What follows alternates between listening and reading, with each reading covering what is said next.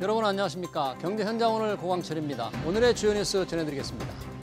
하워드 러틀링비 상무장관은 트럼프 행정부가 반도체 보조금을 지급하는 대가로 인텔의 지분을 확보한다고 공식 확인했습니다. 미국은 TSMC와 삼성전자 등 다른 보조금 수혜 기업들에도 인텔과 마찬가지로 지분을 요구할 가능성이 있다는 해석이 나왔습니다. 인텔은 일본 소프트뱅크의 투자 확대 소식에 힘입어 주가가 큰 폭으로 뛰었습니다. 김윤덕 국토교통부 장관은 부동산 공급 대책을 늦어도 9월 초에 발표하겠다는 일정을 밝혔습니다. 김 장관은 공급 대책을 이달 안에 발표하는 것으로 원칙을 잡고 있지만 실무적 조율에 시간이 더 걸린다면 늦어도 9월 초에 발표할 수 있을 것이라고 말했습니다. 공급 대책의 내용과 관련해서는 3기 신도시를 속도감 있고 짜임새 있게 하는 것이 중요하다고 강조했습니다. 한국수력원자력과 한국전력이 체코 원전 수주를 위해 미국 웨스팅하우스의 불공정한 요구를 수용했다는 의혹에 대해 대통령실과 여당이 진상 파악에 나섰습니다. 원전 수출 한 기당 약 9천억 원의 구매 계약을 웨스팅하우스와 맺고 2,400억 원의 기술 사용료를 내는 조항이 포함된 것으로 알려졌는데요. 이에 대해 황주호 한수원 사장은 웨스팅하우스의 요구가 정당하다고 생각할 수 없지만 감내하고도 이익을 남길 만하다고 밝혔습니다. 정부는 위기에 빠진 석유화학 산업의 구조조정을 촉진하기 위해 최대 370만 톤의 나프타 분해 시설을 감축하도록 했습니다. 기업이 먼저 생산 시설을 통폐합하거나 인수합병 계획을 내놓을 경우 맞춤형 지원을 하겠다는 겁니다. 정부 지원으로 석유화학 산업의 구조조정이 속도를 낼 수 있을지 이어지는 집중 진단에서 살펴보겠습니다. 경제 현장 오늘은 SBS BJ과 유튜브에서도 실시간 시청 가능합니다. SBS BJ를 다운받아 시청하면 더 많은 정보와 뉴스를 볼 수 있습니다.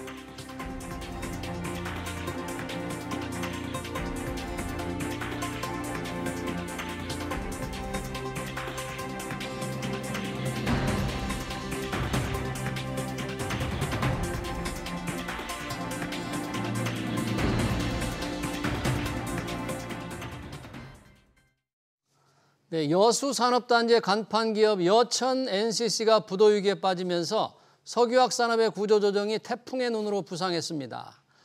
여천 NCC는 월급이 가장 높았던 기업인데 어떻게 절벽으로 내몰렸는지, 정부는 그동안 왜 보고만 있었는지 의아해하는 분들이 굉장히 많았죠. 정부는 여천 NCC 사태로 불거진 석유화학 구조조정을 앞당기기 위해 나프타 분해시설 감축 목표치를 정하고 연말까지 구체적인 계획을 내도록 했습니다. 과연 정부의 바람대로 업계가 적극적으로 나설지 두 분과 얘기 나눠보겠습니다. 주원 현대경제연구원 경제연구실장, 이인철 참좋은 경제연구소장 나오셨습니다. 어서 오십시오. 안녕하십니까. 네, 석유화학 산업의 구조조정이 필요하다는 얘기가 꽤 오래됐는데 지난 정부에서도 뭔가 구조조정 계획을 내놓았습니다만 이루어지지 않았고, 정부가 이번에 또 내놓았네요. 관계장관 회의를 열었고 기업들과 지금 자율협약을 했다는데 방금 발표된 내용, 우선 어떤 내용이 원칙인지, 핵심은 뭔지 이인철 소장님, 정부가 발표한 이 석유화학 구조조정의 뭐 큰 방향, 원칙 어떻게 나왔습니까? 일단 정부가 내놓은 석유화학 산업의 구조조정 방향은 이제 선 잘 구조조정해라. 네. 그리고 가이드라인을 줬습니다. 연말 이내 나프타 분해 시설을 최대 370만 톤까지 감축해라.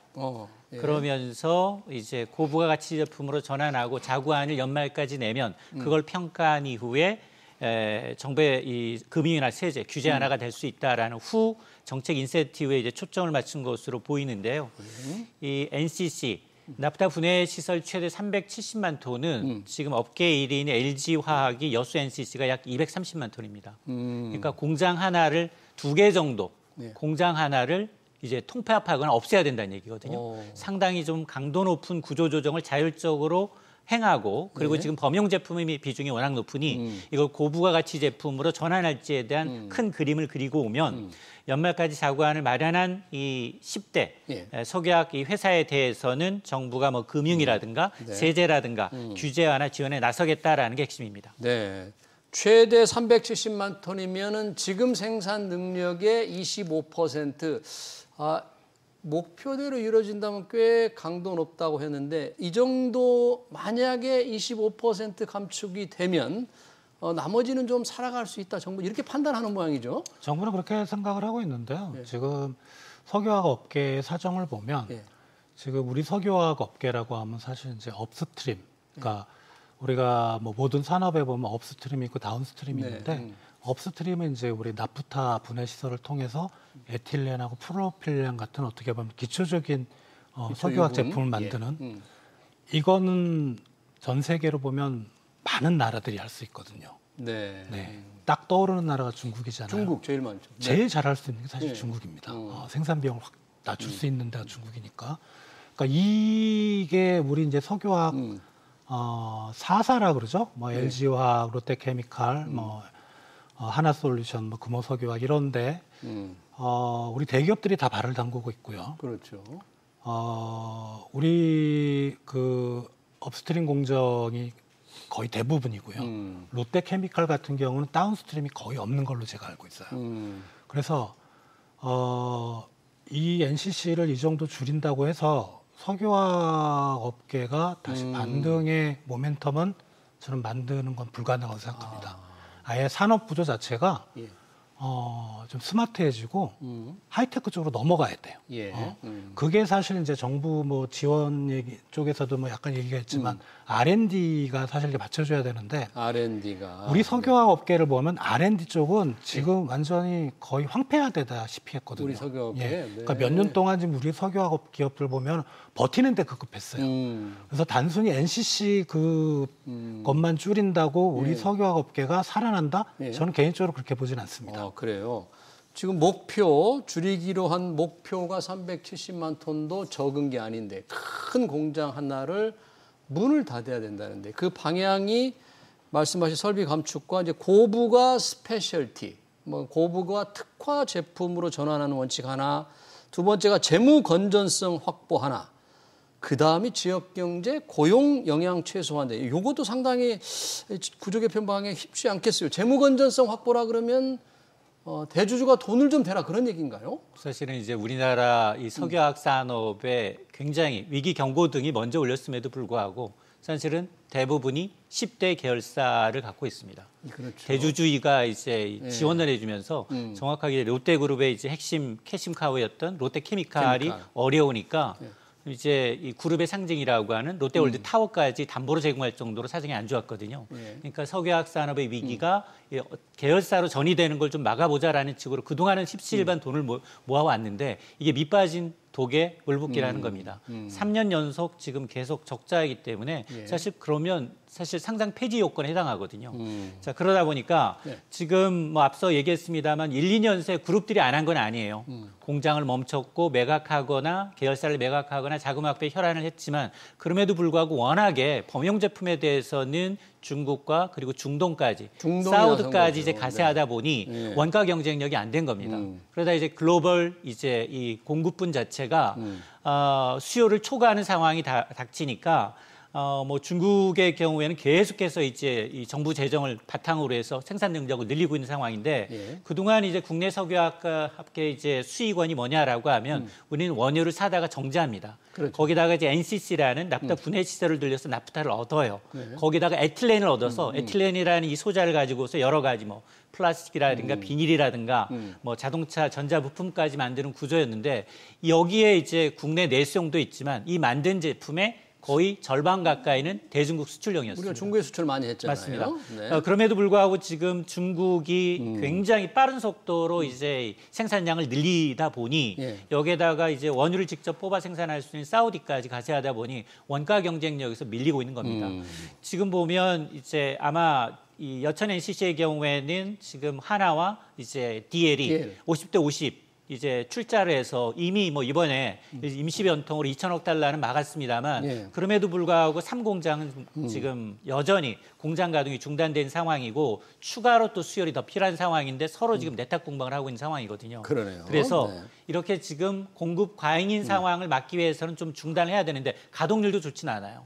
전반적으로 가동률이 한 60에서 70%대 이게 80%는 돼야 손익분기점을 맞출 수가 있는데 이러다 보니까 실적은 계속 악화되고 있고 지금 기업들의 경우에는 누가 선제적으로 좀 감축을 해야 되는데 그걸 눈치만 보고 있는 상황입니다. 그러네요. 그러니까 눈치 보지 말고 뭔가 합의를 해서 설비를 줄이려고 할 경우에 금융세제 지원을 하겠다는 건데 금융세제 지원 내용은 아직 나오지는 않았습니다만 그 방향에서 보니까 또 지역 경제와 고용 영향을 최소화하라 이런 게 있더라고요. 네. 고용 영향.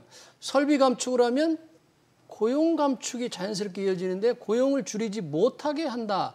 이렇게 해석을 할 수 있습니까? 이 부분 어떻게 해석을 해요? 이제 뭐 기사나 정부 발표의 워딩을 보면 뭐 반드시 그러라는 건 아니고 고용의 피해를 최소화하도록 노력해라라는 건데 다행히 우리 이제 석유화학 산업은 취업 유발 기수가 자동차 산업의 한 절반? 장치 산업이니까. 그러니까 10억 원당 자동차가 한 8명 정도 되는데 석유화학 산업은 4명이 조금 안 돼요. 그래서 그건 다행이긴 한데 뭐 4명이라도 10억 원당 4명이라도 상당히 큰 거죠. 그렇죠. 당연히 이 생산 설비를 감축을 하고 그죠? 뭐 기업들이 자구 노력이라면은 우리가 딱 떠오르는 건 구조조정밖에 없습니다. 그래서 그 고용에 대한 타격은 상당히 클 거고 특히 그게 이제 전국적으로 흩어져 있는 게 아니고 석유화학 단지들이 있는 그런 여수라든가 그런 지역에 고용 타격이 직접적으로 크게 들어갈 거고 더구나 이제 그 뭐냐면은 이제 그런 제조 공장들이 있는 주변은 사실 근로자들이 뭐 점심이라든가 저녁 때 그렇죠. 뭐 이렇게 회식도 하고 뭐 그런 이제 상업 시설이 많잖아요. 그런 쪽으로 파급되는 영향까지도 고려하면 지역 경제는 상당히 좀 타격을 받을 것 같고 그래서 이제 일부 지역에서는 지금 그런 걸 예상하고 지금 위기 지역이다, 그리고 고용 위기 지역이다 이런 걸 지정해 달라고 정부에 지금 요청을 하고 있는 걸로 생각이 됩니다. 지금 최대 시설 감축이 이제 최대 370만 톤이고 연말까지 정부에 제시하라. 약간 시간표를 정해줬잖아요. 이게 기업이 조금 버틸까봐. 느슨하게 할까봐 이렇게 시간표를 정해놓고 하라 이런 건가요? 맞습니다. 이게 사실은 그 전서부터도 사실은 기업들은 이제 공장 일부 라인 가동 중단이라든가 일부 자산 매각을 통해서 가동률을 줄이고 있고 또 고부가가치 제품으로의 방향 전환을 하고는 있습니다. 근데 그 속도가 좀 느리고요. 그러다 보니까 지금 뭐 범용 제품에서는 앞서 말씀드렸습니다만 이미 우리가 경쟁력을 잃었기 때문에 고부가가치 화학 소재라든가 바이오라든가 친환경 이제 소재로의 전환을 지금 추구해야 되는데 시점이 연말까지 과연 그게 가능하겠느냐라는 겁니다. 그러다 보니까 아마 정부가 내놓은 이제 자율 구조조정 후 인센티브라는 정책이 실효성이 있을 수 있냐라는 앞서 이제 거의 불가능하다라고 말씀해 주셨는데 아마 정책의 효과를 내기 위해서는 정말로 구조조정 참여 기업과 그리고 비참여 기업 간 차별성을 명확하게 주고 어떤 세제 개편을 줄 건지 그리고 구조조정에는 반드시 인력 구조조정이 포함되는데 그 부분에 대해서는 또 정부가 그동안 직접적으로 구조조정을 간접하지 못했다는 이유가 인력 때문에 그렇거든요. 여기 뭐 여수, 울산, 대산 이 울산 산업단지만 하더라도 거의 뭐 40만 명 이상의 이 후방 인력이 있기 때문에 아마 이런 것을 구체적인 가이드라인을 주기 전까지는 아마 제대로 된 어떤 체질 개선이 가능할까에 대한 의문입니다. 네, 지금 정부도 시한을 못 박았어요. 연말까지 내라 그랬는데 인력 구조조정은 지역 경쟁 영향을 최소화한다. 만약에 기업들이 이 부분에서 적극적으로 이렇게 제출한다면 정부가 뭐 금융세제 지원을 하겠다는데 어떤 지원책이 정부를 이렇게 딱 준비하고 있을까요? 뭔가 좀 기대를 할 만한 대책을 정부가 생각하고 있나요? 금융세제 쪽에 딱히 제가 지금 떠오르는 부분은 없고요. 대신 이제 사업을 퇴출하거나 사업장을 접을 때는 어떤 퇴출 비용이 많을 수가 있는데 그런 부분에서 뭐 정부가 지원이 일정 부분 들어갈 수 있고 또 이제 기업들이 만약에 이제 정부가 어느 정도 일정 수준의 마음에 드는 자구안을 제출하게 되면 이제 우리가 순서상 보면은 공적 자금이 들어가거든요. 정리하는 데도 좀 필요하고. 그러니까 정부가 돈을 상당히 좀 저리로 뭐 장기적으로 빌려줄 수 있다든가 이런 지원 정도는 가능하겠지만 이건 어디까지나 산업의 사이즈를 줄이는 그런 고통을 줄이고자 하는 그런 차원의 지원이지 산업의 경쟁력을 높이거나 이렇게까지 보기는 좀 어렵다고 생각이 됩니다. 네. 이미 지난해 말에도 이전 정부에서 비슷한 대책을 내놨습니다. 비슷한 대책이 나왔었습니까? 당시에도 보면은 금융세제 혜택을 좀 주겠다라는 가이드라인이었고 업계 요구를 반영해서 나왔던 얘기가 뭐냐? 사업을 철수하거나 아니면 이제 통폐합을 추진한 기업에 대해서는 국책은행을 통해서 저리로 정책 자금을 좀 지원한다든가 또 여기에다가 이 설비 같은 경우에도 M&A 할 경우에는 또 공정거래 심사 단계가 굉장히 복잡할 수 있는데 네. 점유율 문제 때문에 이 규제를 유연한다든가 또 하나는 이제 자산을 매각하거나 폐쇄할 경우에는 이 손실 자산에 대해서는 세금 공제, 세액 공제와 같은 이제 특례 조치를 좀 취하겠다라는 것이었고 네. 또 하나가 이제 고부가 가치 제품으로 또 설비를 전환하는 경우에는 이런 이제 투자에 대해서는 세제, R&D 지원 등의 대책을 내놓겠다라는 것이 큰 그림이 그려져 있는데 작년 말에 이미 그런 그림이 계획이 맞습니다. 나왔다는 얘기죠. 그런 게 나왔음에도 불구하고 기업들이 버티게 했었던 거고 그리고 이제 선제적 어떤 구조조정을 택하도록 유도하겠다라는 것이기 때문에 아마 여기에다가 이제 고용 문제까지 거론했기 때문에 기업들의 셈법이 상당히 좀 복잡해질 수밖에 없습니다. 그러네요. 지금 보니까 작년 말에 나온 것에 비하면 크게 달라진 게 없고 올 연말까지 최대 나프타 분해 시설을 370만 톤 줄이겠다는 목표를 설정한 다음에 구체적으로 내라. 요거 외에는 어떤 정책적으로는 크게 진전된 건 없네요. 그럴 수밖에 없나요? 왜냐하면 이제 석약 산업의 어려움이 뭐 한 10년 그 안에 많은 이제 그 정부들이 있었잖아요. 네. 이미 다 대책을 산업부 중심으로 마련을 해놨을 거고 생각할 수 있는 거는 다 끄집어냈을 거라고 생각이 되고요. 예. 새로운 거는 사실은 그렇게 많지가 않을 수밖에 없죠. 예. 자, 정부 정책 중에서 이게 업계에 계신 분들 얘기로는 이게 강력한 구조조정인데 구조조정을 제대로 해본 고위공직자가 없다. 경험 많은 공직자가 없고 공직자들이 법적 뒷받침이 없으면 책임을 지려하지 않기 때문에 나서지 않는다. 뭐 이런 얘기들을 많이 업계에서는 또 하더라고요. 우리가 이제 IMF 당시에 빅딜이라는 미명하에 자동차 그리고 반도체 우리가 구조조정을 해봤잖아요. 기아가 현대로 흡수됐고 그리고 이제 LG전자가 현대전자로 흡수되는 걸 우리 해봤잖아요.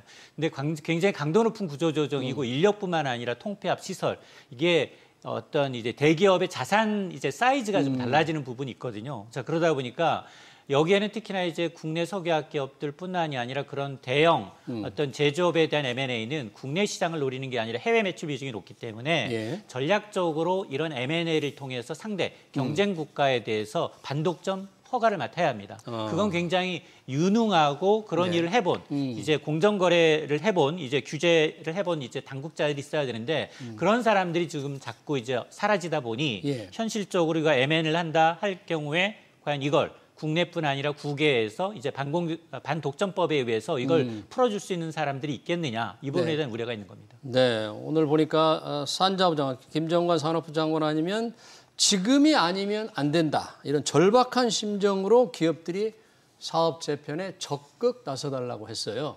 그러니까 버티는 기업들은 안 된다, 버티지 마라, 뭐 이런 아니야 생각으로 지금 하면 안 된다는 걸 계속 압박을 하고 있는데. 기업들이 조금 앞으로 좀 뭔가 이 사업 재편에 대한 대화, 협력 이런 것들이 좀 활발하게 좀 이루어질 수 있을까요? 일단 뭐 저 개인적인 생각이긴 하지만 그 장관님이 그렇게 말씀 안 하셔도 지금 버티지 못합니다, 사실은.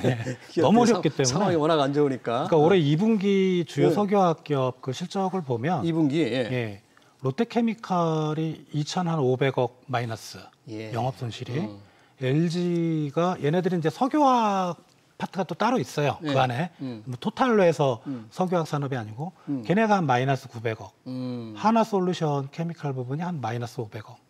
처참하죠. 그러네요. 1분기도 적자가 났는데 더 나빠진 수치입니다. 이게 몇 년 전만 해도 석유화학이 정말 주요 우리 수출 주력품이었잖아요. 예, 뭐 당연한 게 우리가 이제 그 생산 능력이 보면 내수를 100으로 봤을 때 우리 석유화학 산업의 생산 능력이 한 250 정도 되거든요. 그 소장님께서 말씀하셨다시피 그 150이 상당 부분 수출해야 되는데 수출의 상당 부분이 사실 중국이고 중국은 자금률이 확 높아져서 이제 더 이상 우리 그 범용 제품 안 쓰고 그럼 다른 지역으로 수출이 되느냐? 아니죠. 중국도 공급 능력이 세요. 그렇죠. 걔네들 제품이 나가니까 가격에서 밀리는 거예요. 또 중동에서는 더 원가 싼 걸로 만들어내는 거예요. 그렇죠. 그러면 어쩔 수 없이 이건 손실이 날 수밖에 없는 거죠. 못 팔면 손실이 나는 거고 이거는 사실 뭐 어제 오늘 얘기가 아니고 석유화학 산업은 철강 산업과 더불어서 정말 우리가 빨리 선제적으로 구조조정하지 않으면 우리 석유화학 산업 같은 경우가 작년 기준으로 한 그 생산 GDP 규모가 100조 정도 되거든요. 예.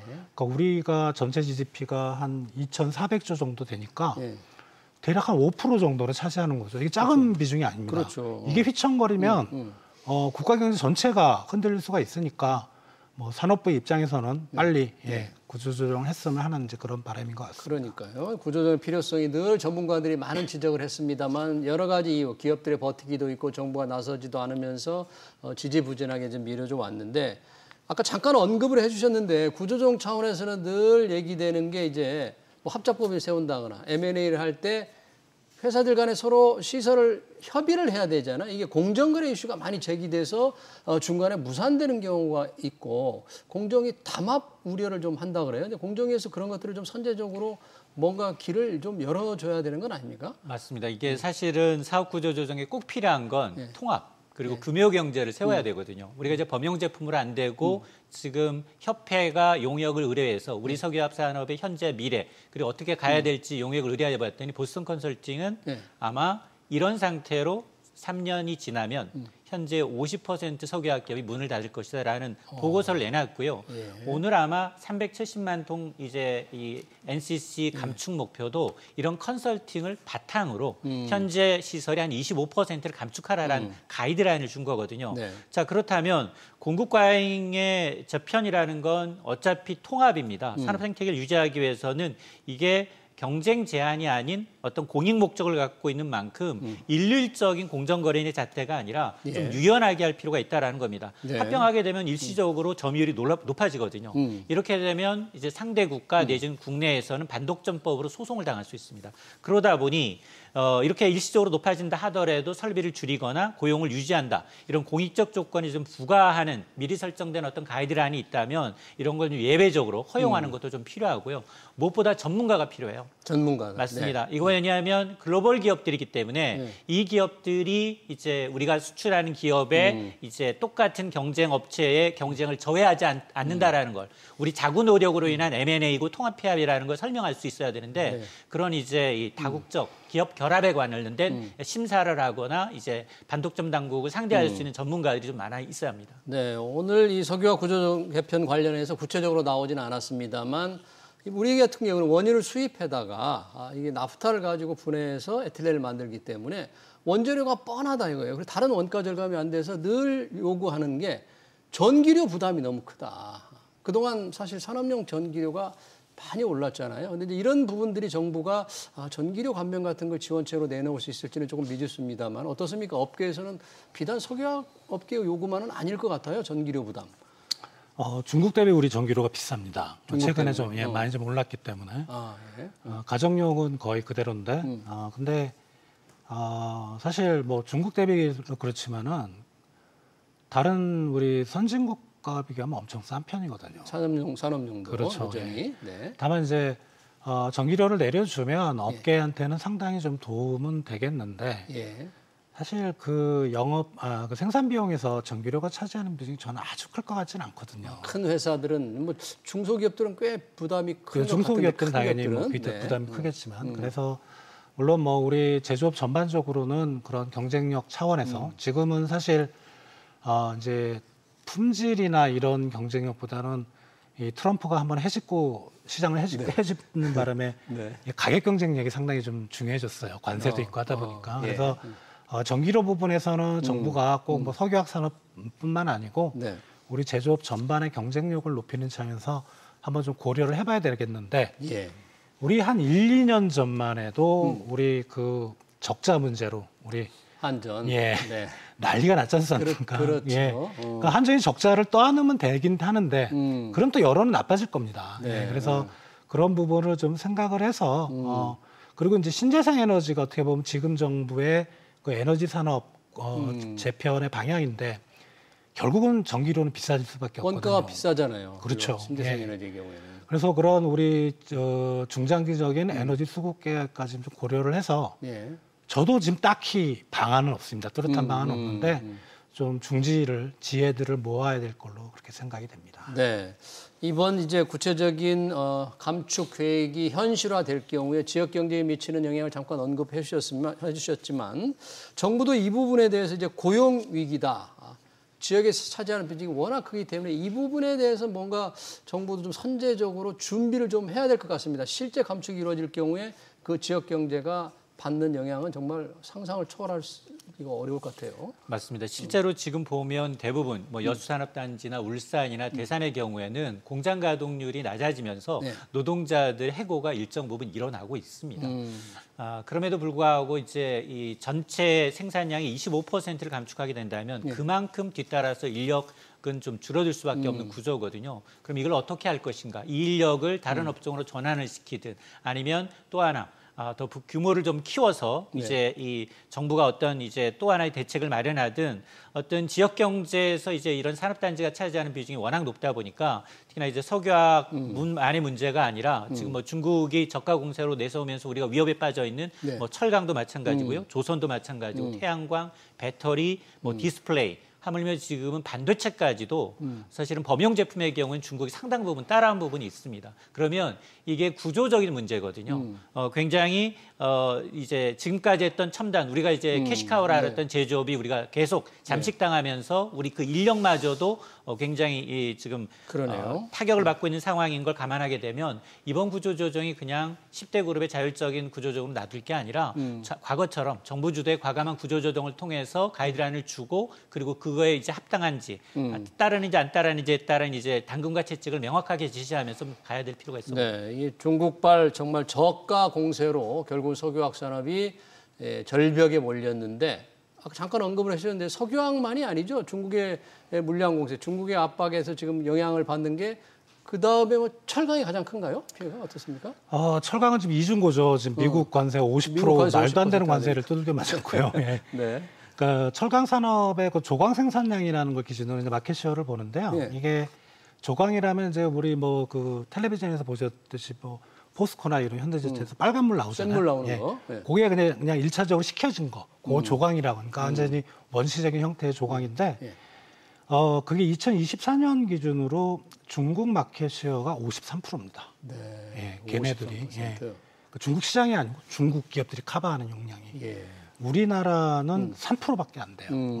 이 말은 뭐냐면 제조업의 특성은 뭐냐면 생산량이 많아지면 많아질수록 비용이 떨어지고 가격을 낮출 수 있다는 거죠. 게임이 안 되는 거죠, 사실. 상대가 안 되는 거잖아요. 그리고 이제 미국 철강 시장이 상당히 좀 중요한데 사실 미국으로 가는 철강 비중이 한 12% 정도 되거든요. 우리 그 전체 철강 수출에. 그래서 크진 않은데 그나마 그쪽으로 좀 고부가 쪽이 가고 있는데 그것마저 좀 막히는 상황이라 역시 철강하고 석유화학의 저는 가장 큰 이슈는 중국입니다. 중국입니다. 그러니까 석유화학 다음으로 벌써 이미 일어나고 있지만 철강도 뭔가 상당한 구조조정이 좀 필요한 상황이 다가온 거네요. 이미. 그렇습니다. 네. 뭐 배터리 같은 경우는 어떨까요? 배터리는 중국 2차 전지, 그러니까 배터리가 가격 경쟁에서 높긴 한데 이게 중국 시장이 못 들어가는 시장들이 좀 있어서 아직은 괜찮은데 지금 2차 전지 같은 경우는 시장이 어려운 상황은 꼭 중국 쪽 이슈보다는 전기 자동차 쪽의 캐즘, 수요가 위축되고 그다음에 그쪽에 보조금이 끊기니까 그런 부분이라 이 2차 전지는 어떻게 보면 LG화학 같은 경우는 그 2차 전지 파트를 떼어서 회사를 설립했잖아요. 그렇죠. 그건 잘하는 것 같아요. 그건 석유화학 쪽에 상당히 고부가 쪽이거든요. 지금은 어렵지만 그래도 석유화학이 만약에 나갈 수가 있다면 방향이 나갈 수 있다면 2차 전지 같은 그런 고부가 쪽으로 넘어가야 된다 생각이 됩니다. 네. 지금 저희가 석유화학 구조정을 얘기하고 있습니다만 뭐 방금 말씀하신 대로 석유화학만이 아니고 철강도 상당히 지금 위기를 맞고 있는데 결국 그렇게 되면 일자리가 다 날아갑니다. 미국의 신기술, 중국의 추격. 우리 일자리 젊은이들의 취업을 위해서는 일자리가 중요한데 이 제조업 경쟁력 위협받고 있는데 이재명 정부가 좀 제조업 경쟁력을 키우기 위한 정책적 노력을 한다면 하고 있습니까? 한다면 어떻게 해야 될까요? 일단 뭐 어쨌든 우리가 지금 대미 투자를 통상 압박 때문에 막고 있고 이번에 이제 한미 정상회담에도 이제 4대 경제 수장들이 좀 따라가지 않습니까? 경제계에서.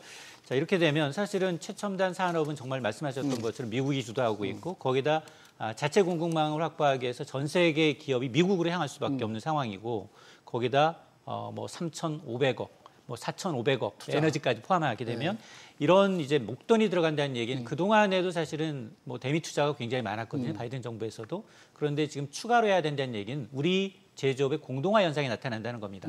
가는 공장들이 대부분 지금 배터리 공장은 무려 미국의 15개가 국내 기업이 지금 지어지고 있는 상황이고 그리고 반도체 공장이 2개, 자동차 철강 공장이 각각 1개씩 미국에 지어지고 있습니다. 그러니까 제조업 허허벌판에서 우리 기업들이 가서 털을 닦고 있다는 얘기거든요. 단지 통상 압박, 미국 시장 크다라는 제일 큰 시장이라는 이유로 따라서 지금 뭐 미국이 첨단 산업을 선도하는 게 맞고 기존 산업은 중국의 저가 공세이다 보니 우리가 샌드위치 신세입니다. 그러면 이런 제조업에서 우리가 잘할 수 있는 거 IT 기술, 예를 들어 신소재라든가 아직은 좀 이제 좀 유망한 로봇이라든가 이런 첨단 기술과 전통 제조업을 좀 결합시킨 융합시킨 산업으로 이제 고부가 가치로 제조업종을 좀 재설계하지 않은 한 계속해서 중국의 견제를 받을 수밖에 없다라고 봅니다. 그러네요. 정부가 발표한 석유화학 구조조정 방안 관련 토론을 여기서 마치도록 하겠습니다. 지금까지 주원 현대경제연구원 경제연구실장 이인철 참좋은 경제연구소장이었습니다. 고맙습니다.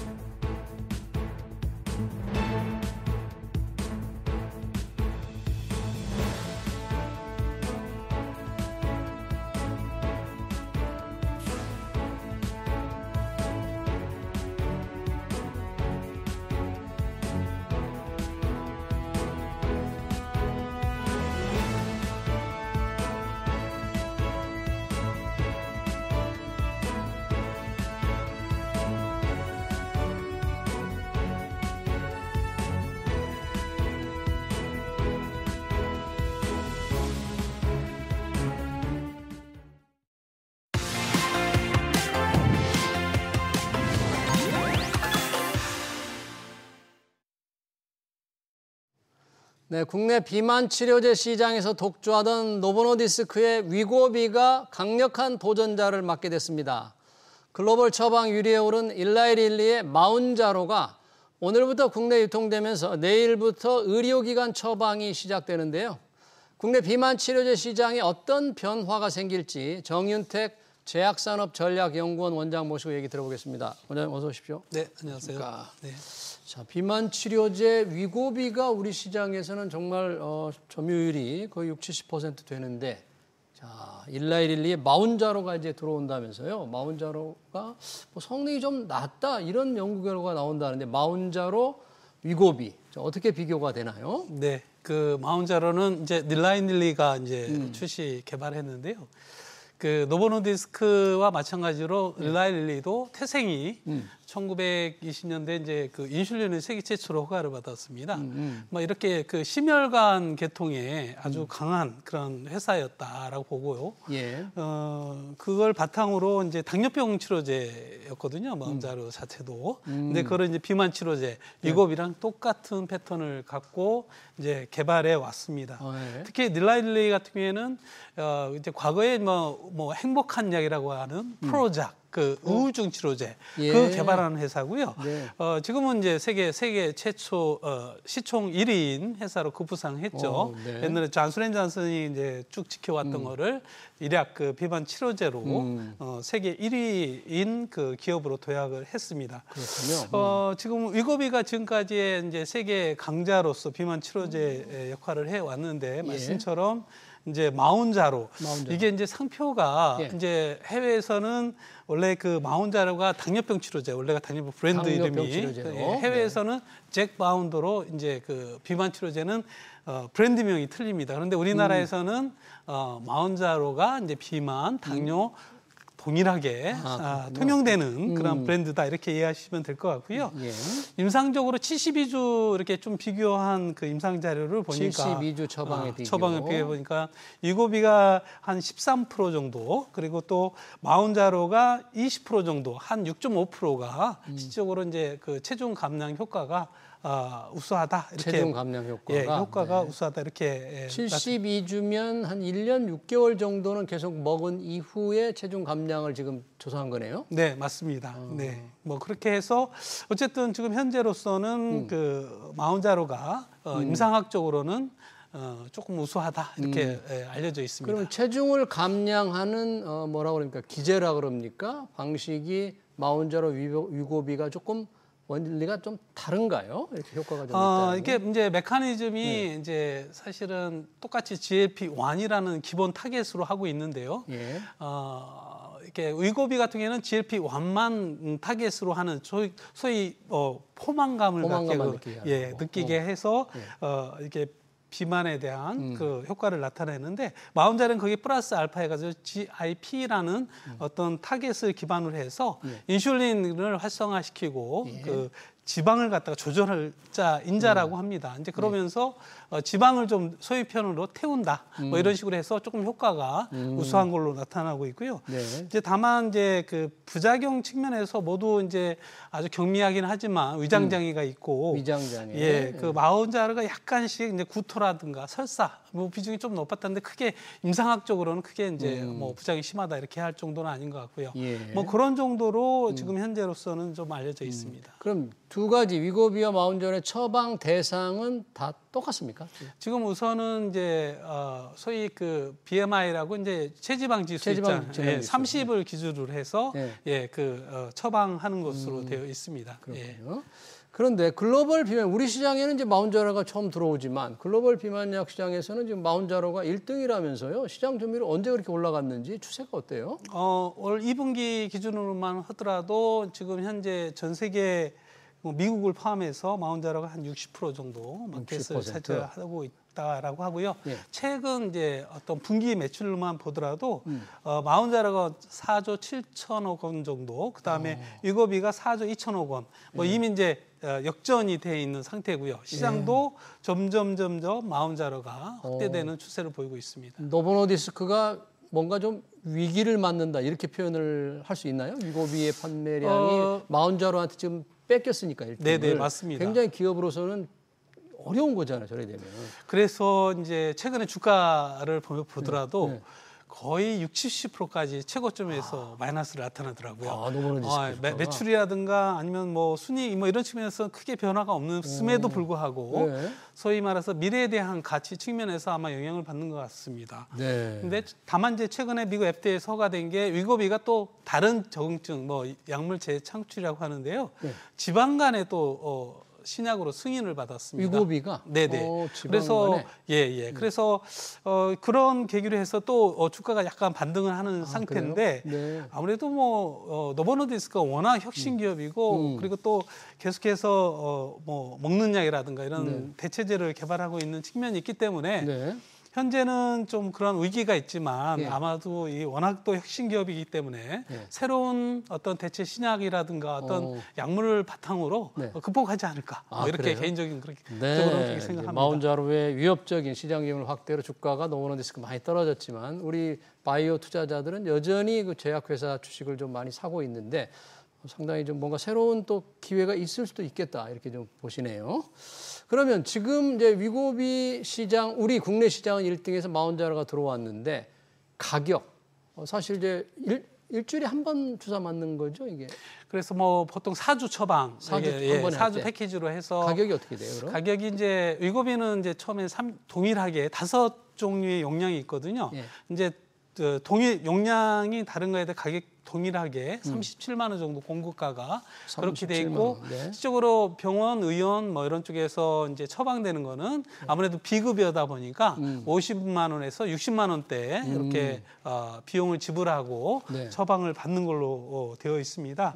그런데 이제 아무래도 위고비도 이제 노보노디스크 측면에서는 이게 마운자로가 출시가 되니까 위기가 있겠죠. 경쟁자가 왔으니까. 그래서 10%에서 40% 정도의 그런 가격을 갖다 인하 걸로 발표를 했습니다. 40%까지 많이 떨어뜨렸네요. 네, 그렇습니다. 특히 저용량이 이제 최고 적은 게 0.25mg인데 뭐 이런 경우에는 한 20만 원 초반대까지 가격을 낮추고 대신에 이제 고용량은 뭐 이렇게 40만 원대 그대로 그냥 유지하는 형태로 되지만 저용량 때는 이제 가격 경쟁력 측면에서 좀 대폭 낮췄는데 마운자로도 가격이 그보다 약간 높은 1.5mm 때는 한 28만 원대 정도 그리고 또 5mm 정도까지는 이제 기존에 있던 37만 원 마운자리가 위고비와 같은 정도. 비슷하고. 그런데 이제 향후에 고용량이 좀 있습니다.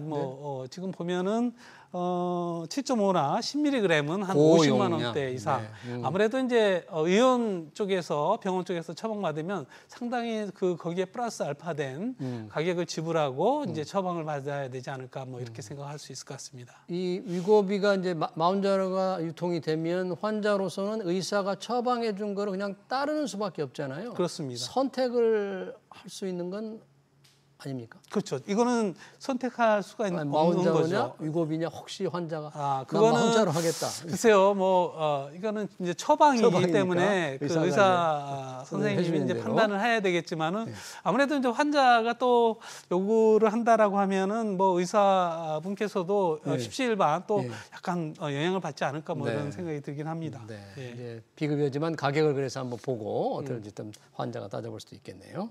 국내에서는 지금 당연히 이제 위고비가 뭐 시장 점유율 70% 이상이네요. 네, 맞습니다. 나머지는 어떤 제품들이 있어요? 73% 그리고 위고비 나오기 전에 싹센다, 뭐 1세대 비만 치료제, 세계를 호령했던 당뇨병 치료제이면서 비만 치료제였죠. 이제 그게 이제 스위치를 시키면서 자체적으로 마케팅을 위고비에 전력을 하는 것 같습니다. 그러다 보니까 싹센다의 점유율이 아주 기하급수적으로 줄어들었고, 그다음 2위인 알보젠 코리아에서 하는 동근당이라는 이제 코마케팅하는 제품인데, 그것도 뭐 한 7% 정도대 점유율을 나타내고 있습니다. 큐시미아? 네네. 거의 이 위고비가 73% 이상 호령을 하고 있다, 점유를 하고 있다 이렇게 볼 수 있을 것 같습니다. 네, 이제 위고비의 경쟁자 마운자로가 나오면 마운자로와 위고비가 뭔가 양강구도를 형성할 것 같은 그런 예상이 맞습니다. 됩니다만 우리 회사들, 우리 제약사들도 차세대 비만 치료제 개발에 속도를 내고 있죠. 지금 어떻습니까? 한미약품, 대웅제약 지금 상황이 어떤가요? 개발 준비 상황이? 우선 제일 빠른 거 한미약품이고요. 한미약품은 2015년에 소위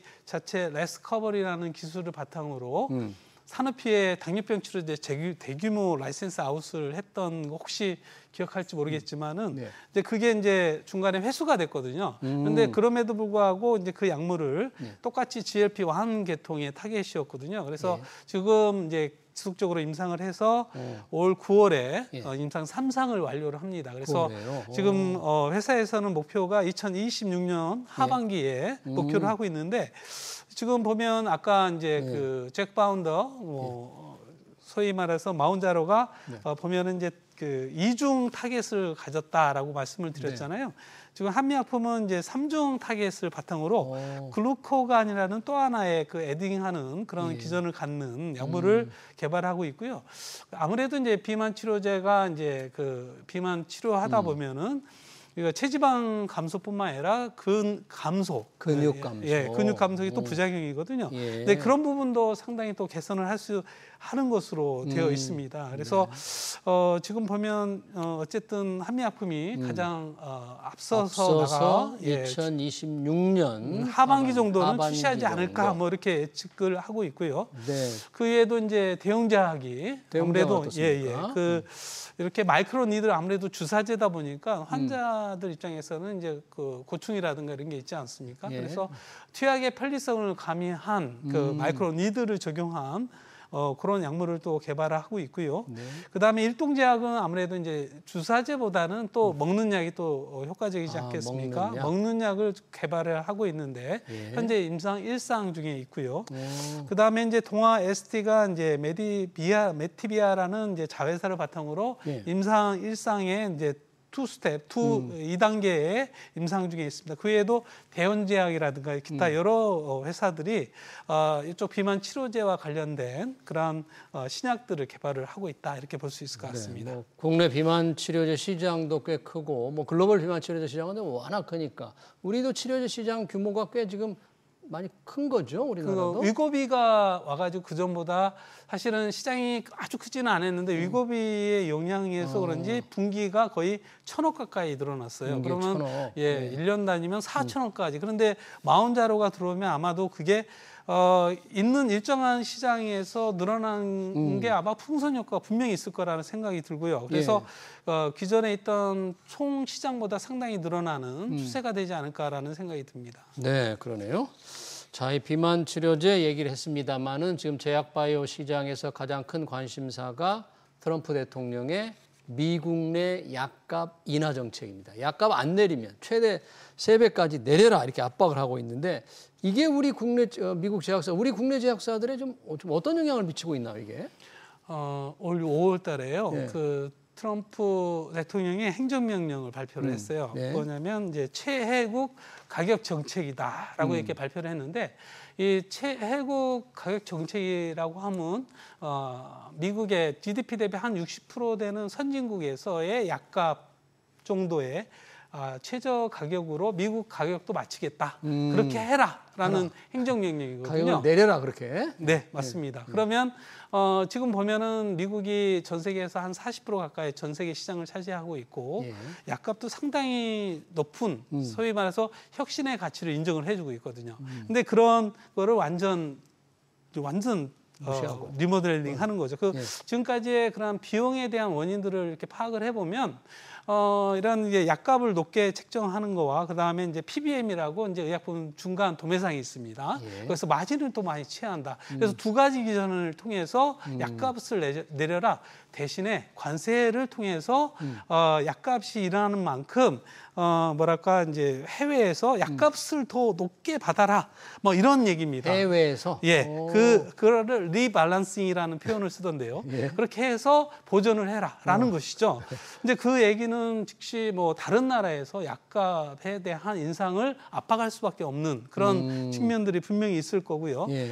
대신에 이제 뭐 여러 이제 전문가들은 이 최고 가격 정책이 과연 실현 가능한가? 이게 행정명령이지 법안은 의회 통과된 법안은 아니거든요. 그래서 이게 과연 그만큼 행정명령이 과연 미국 내에서 그렇게 영향을 미쳐서 실현 가능할까라는 것인데 그럼에도 불구하고 어쨌든 간에 워낙 기조 자체가 지금 현재 트럼프 정부에서 드라이브를 거는 그런 측면들이 강하게 흐르고 있어서 약값에 대한 인하, 거기에 뭐 메디케어라는 공적 보험뿐만 아니라 민간 보험까지도 아마 영향을 받을 거고요. 그러면 우리나라에서 약값에 대한 부담과 우리나라에서 수출, 뭐 이것도 상당 부분 아마도 부담이 갈 거다.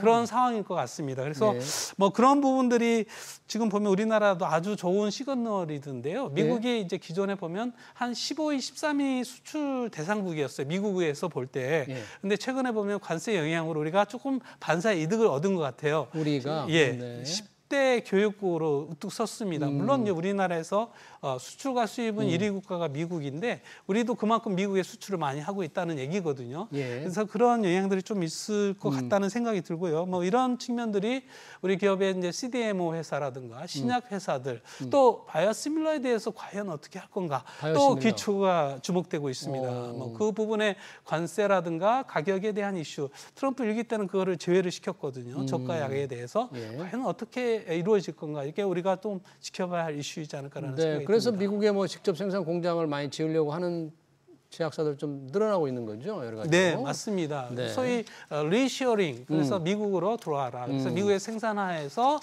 관세 영향을 최소화시켜라. 뭐 이런 시그널이고요. 그러게 글로벌 기업 중심으로 막대한 투자, 뭐 우리나라 셀트리온도 미국 내 이제 생산기지 확보를 위한 어떤 M&A를 추진하고 있지 않습니까? 뭐 이런 부분이 당분간 계속적으로 영향을 미치지 않을까라는 생각이 들고요. 뭐 이런 부분들이 어쨌든 간에 지금 현재 어떤 그 미국 내 현지화 위탁 뭐 이런 부분들이 굉장히 강해지게 좀 우리 기업들이 관심을 갖고 고민해야 될 측면이 아닌가 이렇게 생각해 볼 수 있을 것 같습니다. 네, 그렇군요. 국내에서 지금 위고비가 독주하는 비만 치료제 시장에 새로 들어오는 마운자로와 트럼프 대통령의 약가 인하 정책까지 관련 얘기 잘 들었습니다. 지금까지 정윤택 제약산업전략연구원 원장이었습니다. 네, 고맙습니다. 네, 감사합니다.